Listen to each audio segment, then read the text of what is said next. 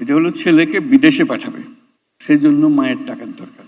মা হলো গ্রামীণ ব্যাংকের সদস্য, এই কাজে টাকা দেওয়া যাবে কি যাবে না, তো বহু আলোচনা হলো, আমরা সাব্যস্ত করলাম যে আমরা দেব।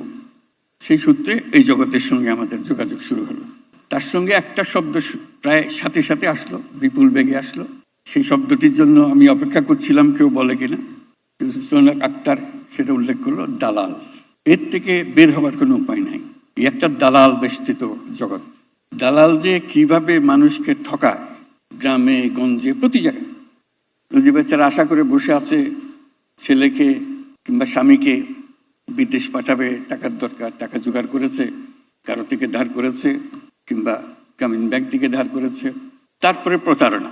এই বিদেশ যাওয়াটা দালাল আর প্রতারণার সঙ্গে সাংঘাতিক রকমভাবে যুক্ত।